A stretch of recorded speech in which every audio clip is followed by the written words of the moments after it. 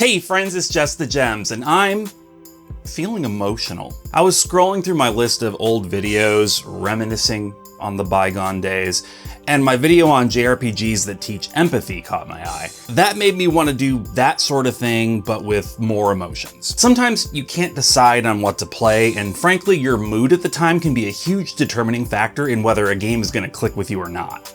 So, what I have here is a list of JRPGs for every mood. This can be a starting point to get you going on the next item from your backlog. I hope this is helpful, or at least entertaining. Let's get into it.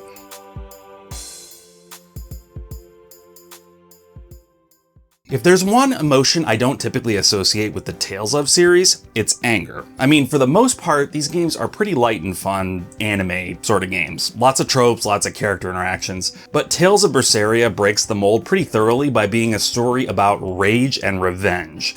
The story is about Velvet, a girl from a backwater village who gets betrayed by her brother-in-law in a pretty brutal way.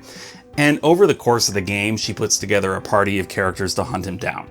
Now, obviously, there's a lot going on in the world, and it's not as simple as bad guy does bad, hero fights bad guy. And it's not as if there isn't any levity along the way either. It's still a Tales of game, and there are still the requisite fun character interactions.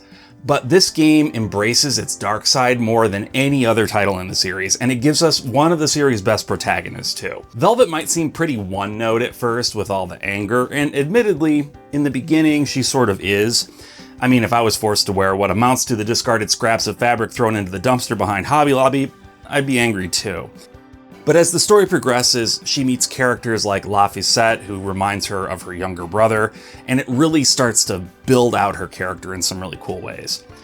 It's a story with rage at its core, but all around it are a huge variety of emotions that culminate in one of the most mature and complex storylines in the entire series. If you want a muse through which to channel your own personal rage, you could do worse than Velvet and Tales of Berseria.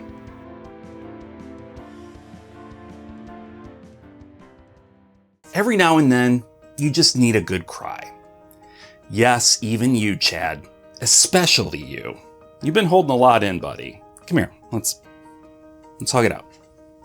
But yeah, sadness is one of our most common shared emotions, and experiencing a sad story can be therapeutic because it can help us process our own feelings. If you're in the mood for a game to invoke a little sadness in you, then you almost can't do better than Final Fantasy X. It's a story of a world constantly teetering on the edge of destruction, and it's the story of a young woman who might have to give up everything in order to save it.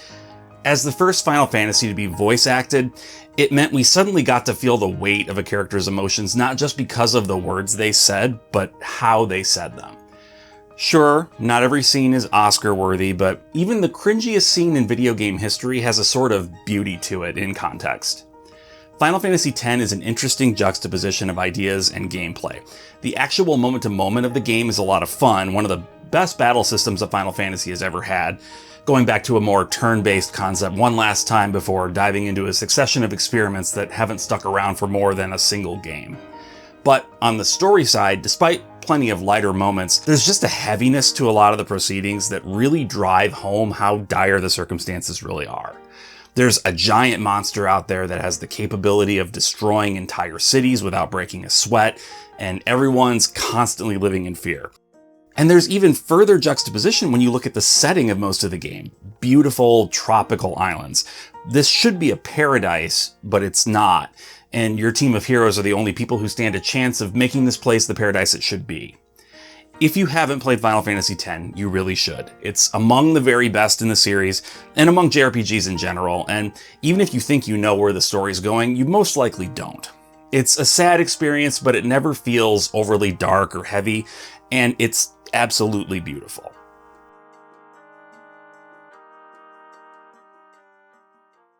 There's an eerie beauty to Shin Megami Tensei 3 Nocturne, even back in its original form on the PlayStation 2 with the whole lo-fi vibe of playing on a CRT and listening to the excellent but compressed soundtrack from Shoji Meguro. This game is gorgeous. It's so gorgeous that when I heard they were doing a remastered version, part of me was like, why? You could straight port this thing to modern hardware and it would still hold up. It's got such a simple style and the art direction is astounding. It wants to create within you a feeling of just abject loneliness, and it succeeds so thoroughly that it's hard to believe.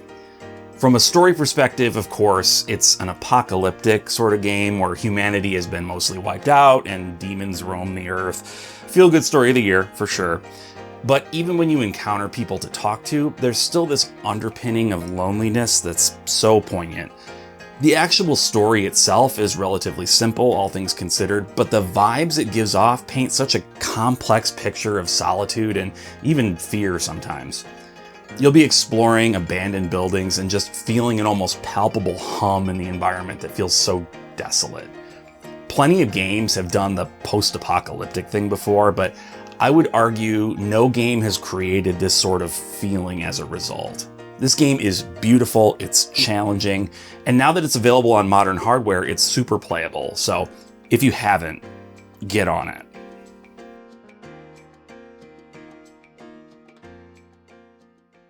Okay, we've dealt with loneliness. Let's take something that's almost the polar opposite, shall we?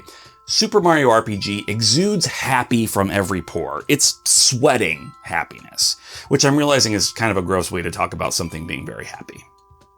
Like most Mario games, it comes with its fair share of conflict, even more so than most, given that we don't even have the lovable goofball Bowser as our villain this time around, replaced instead with the sort of omnipresent dread of Smithy the evil Santa Claus. But even the conflicts feel lighthearted. Mario is on an isometric journey to save the Mushroom Kingdom using turn-based combat with timed button presses, and the whole affair is just charming and fun from start to finish. From the music by certified genius Yoko Shimomura, to the hilarious writing, to freaking Booster, a villain I really wish they'd brought back at least once.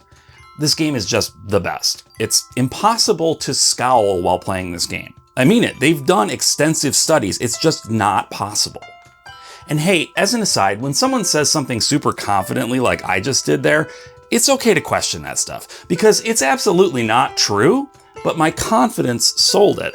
It's okay to admit it. Getting to play as Bowser and Peach is really cool, and the new characters they created just for this game, Mallow and Geno, are still fan favorites to this day because they're so awesome. If you need a game to decompress after one of the heavier ones on this list, you really can't go wrong. It's short, it's sweet, it's just a lot of fun.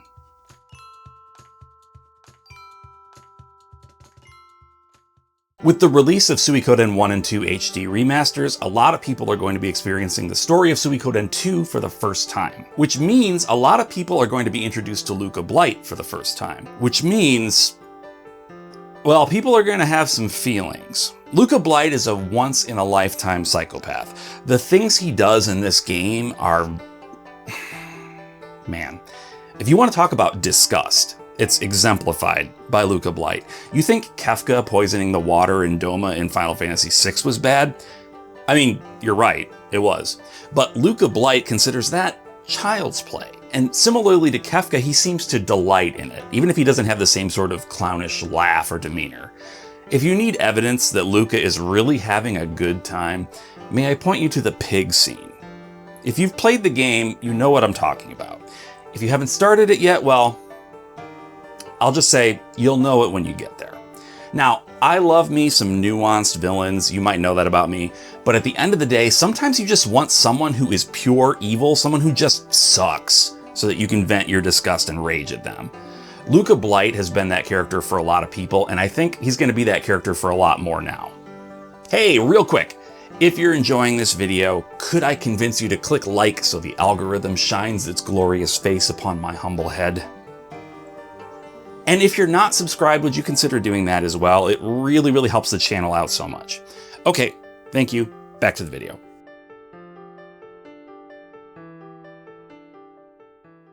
Okay, I'm kidding. A little bit.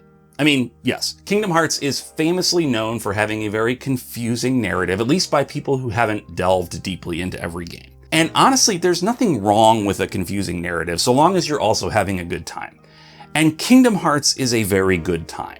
But even beyond the narrative, I can imagine Kingdom Hearts being confusing to some people just because of what it is. I mean, it's a bunch of original characters with cool anime hair interacting with Final Fantasy characters, okay, not too weird so far, while also interacting with Disney characters. I mean, like, that's confusing, right? Who in their right mind would have ever thought that was a good idea? Well, thankfully somebody did, because now we have one of the longest running narratives in gaming to enjoy. Kingdom Hearts has done a lot for the genre, in particular in the action RPG space. I don't think we'd have some of the games we have today without Kingdom Hearts paving the way.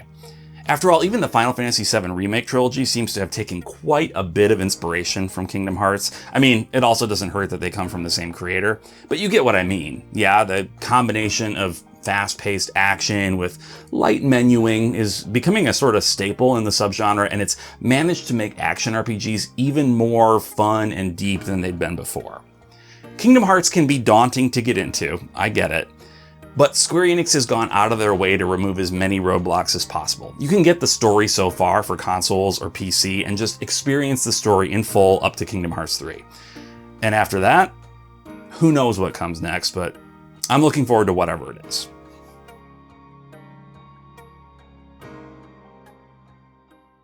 I've said before on this channel that unfortunately there just aren't that many outright scary JRPGs out there. I've hypothesized that it might be because horror tends to work in shorter bursts, because the act of building and releasing tension can be pretty stressful on a body, and the long form factor of JRPGs makes it difficult to sustain that. If that's the case, then Parasite Eve is a great example of how a shorter form JRPG can tell a horror story in a super effective way.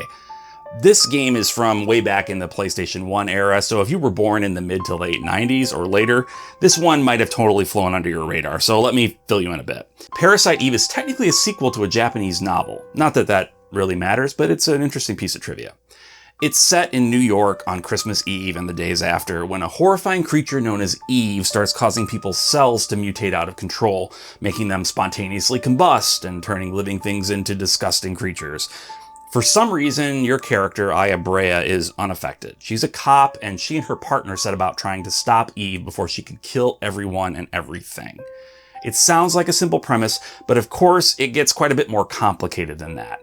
Just not so complicated that the story can't be told in 8 or 9 hours. You've got jump scares, body horror, and more, all rolled up into a really interesting take on turn-based combat.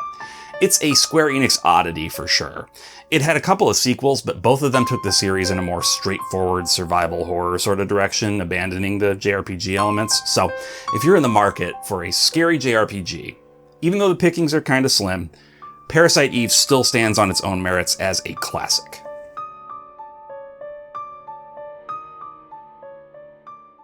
Tales of Grace's F Remastered just came out recently, and I'm so glad it did. Tales of Grace's F has always been one of my favorite Tales of games. It's either my favorite or at least in my top 3, depending on when you ask me. A big part of that is the combat. It takes a more technical and frankly difficult approach to the action combat the series is famous for, and it really rewards you for getting good. Now, I'm normally pretty bad at video games, but I pushed through on this one because I was so charmed by everything else going on here. See, I think of nostalgia when I think of Tales of Grace's F, and that's not because I played it when I was a kid. No, I was fully in my mid-30s when I first experienced it. No, it conjures up nostalgic feelings for me because that's what the game is designed to do. In Grace's F, you start out as a group of kids, hanging out, having fun. Life gets complicated, some things happen, and eventually we're treated to a time skip where we rejoin everyone as adults. Giving us that time with the party as kids, we really get a strong sense for their relationships, their personalities, and then seeing them as adults, we can easily trace the paths they went on from childhood to adulthood. To me, it made me think about the people I knew when I was a kid and wonder a bit about how they might have changed. Grace's F is a super charming game with a great story and excellent combat, and I feel like before now, it was kind of less appreciated than it deserved. Hopefully that will change now that it's more easily accessible. If you haven't played it, get on it.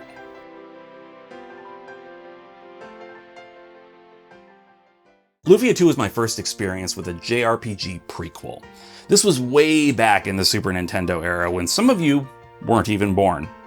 Heck, some of your parents might not have been born, honestly, depending on the demographic. That's a deeply sobering thought. Wait, what were we talking about?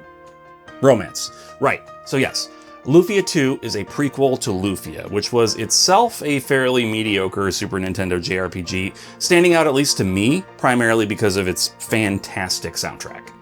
But Lufia 2 understood the assignment, and it brought us basically everything Lufia 1 should have been, and more. Taking place around 100 years before Lufia, we ultimately know how the story will end. At least, if we've played the first 10 minutes of Lufia, we do, because that game shows us right from the beginning. Still, getting to experience the story of Maxim and Salon and their party from the beginning just injects the whole affair with so much poignancy. At its core, this game is a love story, and that's part of what makes it so tragically beautiful. Maxim and Salon meet, fall in love, start a family, and then destiny decides it has other plans for them. As a kid, even knowing what would ultimately be the end of their story, I still held on to hope that maybe things would change, because now I knew them and spent so much time with them. There's stories out there about love conquering all, and those can be inspirational at times, but I usually prefer stories like this. Love is powerful and life-changing, but it's not only powerful when it succeeds in vanquishing evil.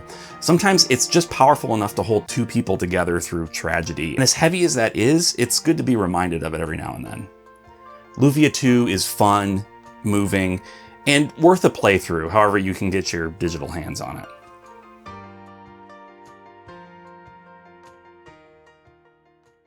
Have you ever just wanted to feel like everything is meaningless and nothing we do on this earth matters? Well, if not, then you haven't studied philosophy. I'm kidding. Philosophy, folks. I'm kidding. But look, every now and then it's worthwhile to pause and ponder the big questions. What does it mean to be human? Why do bad things happen? What impact am I leaving on the world? Nier Automata serves up this sort of existential dread and enlightenment like it's the easiest thing in the world to do. You play as androids that have been created to defend humanity from a race of invading alien robots. Simple enough premise, sure, but as the story unfolds and you start to get a better grasp of what's going on in the world, Nier Automata will make you question pretty much everything you thought you knew. The evil robots sure do seem to be acting an awful lot like humans, don't they? The androids don't always seem to be on the up and up about everything, are they? And this is a game that is so comfortable exploring these deep and heavy questions that it occasionally just breaks off into nonsense just for a quick laugh. Like, you'll be wading through streams of robots and the next thing you know, you're in a bullet hell shooter like the developers forgot what sort of game they were making. It's all over the place, but at the same time, it all feels like it's being created under an incredibly skilled guiding hand. It knows what it's doing. This whole experience culminates in one of the most powerful moments I've ever experienced in gaming, and I don't want to spoil it, so I won't, but if you've played through to the final credits of this game, then you'll know what I'm talking about. They found a way to make the points they were making throughout the story into something tangible for players in the real world, and no other game has done anything truly as powerful as that. Alright, well that's it for now. What do you think? Any other games you'd associate with those emotions? Any other emotions you want me to find games for? Let me know down in the comments. Once again, if you enjoyed this, would you mind clicking like? And if you're not already subscribed, it would mean a lot to me if you click subscribed and maybe even that silly bell, if you don't mind. If you're in the market for a JRPG podcast, make sure you check out the JRPG Pursuit, link in the description. We upload a new episode to YouTube and podcast platforms every week. Anyway, hope you enjoyed this, and until next time, bye.